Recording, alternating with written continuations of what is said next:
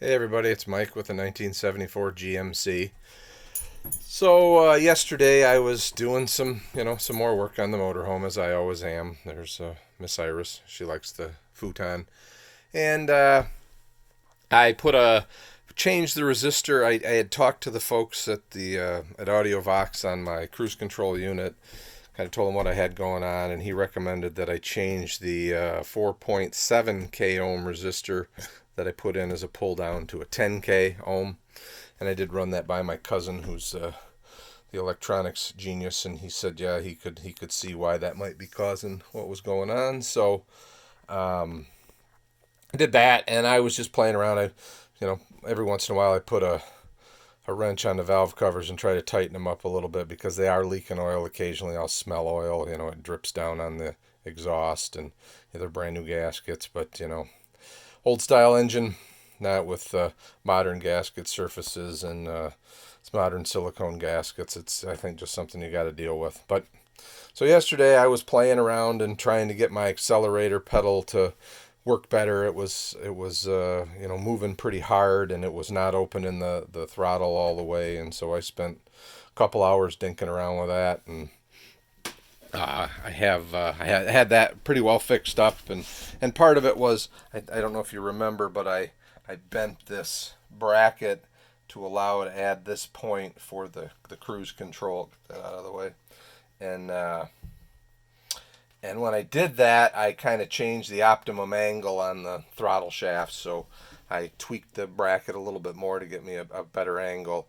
And I changed where I had the springs. I originally had the springs up in this top hole here, and I moved them down here and put them back on the right on where the throttle pull is. I had hooked them up a little bit higher. And then, like I said, and I did a little rerouting of the cable up in the engine compartment, and I can show you that. But I get to the and I did pull the distributor apart, make sure I didn't have any sticking weights, make sure my vacuum advance was working, checked all of that out, because those are things, if you don't have enough advance, that will cause overheating. And I do feel like when I run it hard, if I run it at 55 miles an hour, 60 miles an hour, it's fine. If I start trying to run 65, the temperature starts creeping up, and I don't like it. So I just that, and the other thing I was going to do was try and get the carburetor tuned a little bit better. So I pulled it out. So after all that work was done yesterday, I pulled it out yesterday evening.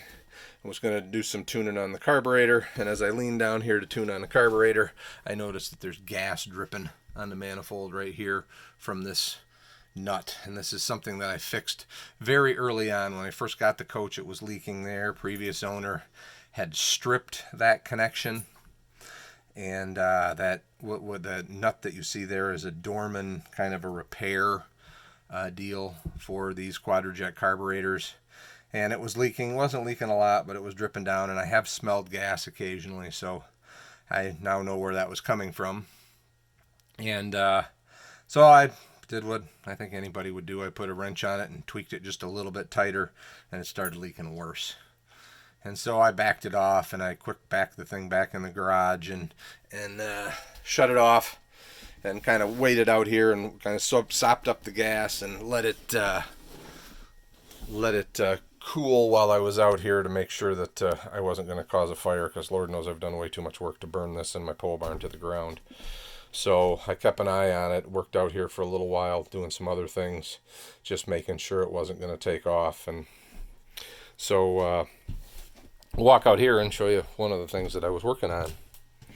So some time ago, off of Craigslist or Facebook Marketplace, I bought an EFI system that I thought I might put on this one day. And it's a Fast, Easy EFI. Fast is the company that makes the system that I use with my tune port in the Corvette. So they've been doing fuel injection for a very long time. The only thing I'm not thrilled with about this particular system is that it does not control timing. So basically you set the timing and your distributor does its own thing. This doesn't control timing. So I would like one that does that. But what I'm trying to do right now is get everything plugged in, and I don't have the manual out here right now. I took that in the house to read it last night because I needed to understand what some of these wires were that are hanging loose that aren't labeled. I want to make sure, because what I'd like to do, or what my goal is seeing as I bought this used, I have no idea if it works or not, if there's anything wrong with it. There's the handheld screen that you use with it to do some programming. I'm going to plug it in or power it up and see if it fires up, see what happens. And I may have to get a fuel pump and put some pressure to it before it'll, because it may sense that it doesn't have any pressure on the fuel rails. I don't know if I haven't looked to see if it had a pressure sensor on there or not, but just fire it up and just see if it looks like it's functional.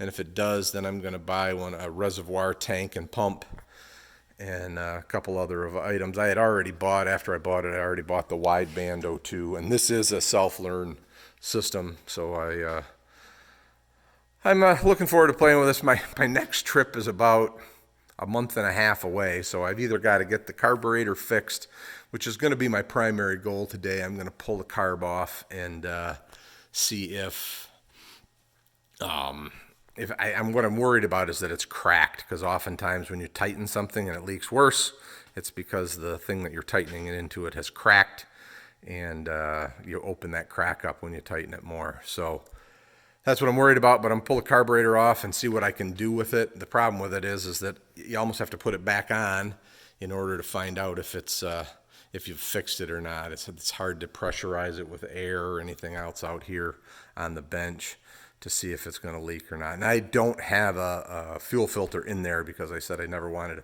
When I got it not leaking originally, I never wanted to touch it again. Unfortunately, it's leaking again, so I have to do something. The only other thing I might do is I do have the carburetor that belonged to my Corvette. So pretty close in vintage. The Corvette's a 70 and that's a 73 or 74, I should say. So not that far apart. It may, I may be able to. I'll have to see what the difference is in the two carbs if that body is cracked. I have not found anything online yet that's like an epoxy that is impervious to gasoline, and especially impervious to gasoline under pressure. So we'll see, but I just wanted to give you an update of what's going on with the motorhome. The leak did stop. If you watch my previous video, the leak that I had in the thing, that just tightening the screws up on that little water inlet feed did correct that problem. So we'll keep you posted on how this goes, and hope everybody's having a great summer. Take care.